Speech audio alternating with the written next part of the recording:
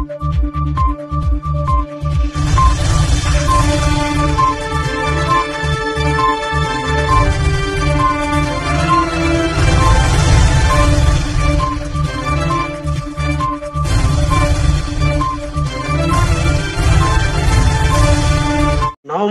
మోసి తల్లి జన్మనిస్తే రైతులు ఆరుగాలం కష్టపడి పంట పండించి మనకు అన్నం అందిస్తున్నారు అధ్యక్ష.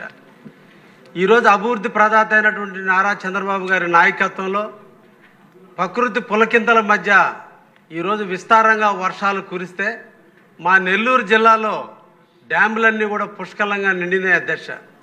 రైతాంగం అంతా కూడా ఆనందంగా పంటలు వేశారు అధ్యక్ష.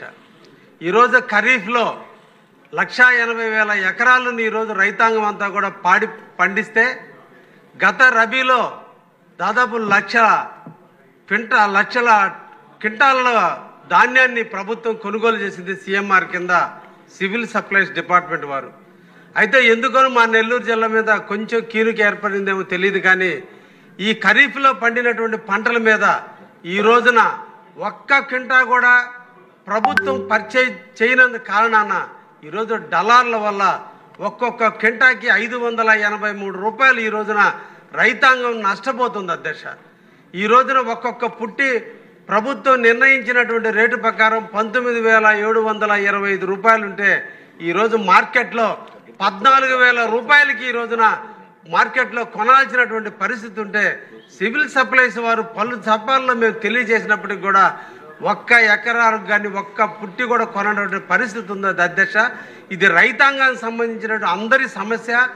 అదేవిధంగా అకాలమైన వర్షాలు కురిసినందువల్ల ఈరోజు రైతులకు సంబంధించిన వరి అంతా కూడా కింద పడిపోయింది. దళాలు దానివల్ల ఇంకా కొంచెం రేట్లు తగ్గిస్తున్నారు.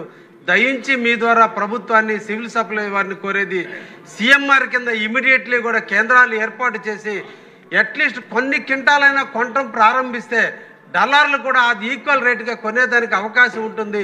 ఈ పార్టీ రైతాంగం పక్షాలను నిలిచేటువంటి ప్రభుత్వం తప్పకుండా రైతులను ఆదుకునే విధంగా ముందుకు పోవాలని సందర్భంగా సివిల్ సప్లైస్ వారిని ఘనంగా కోరుకుంటున్నాం అధ్యక్ష. Thank you.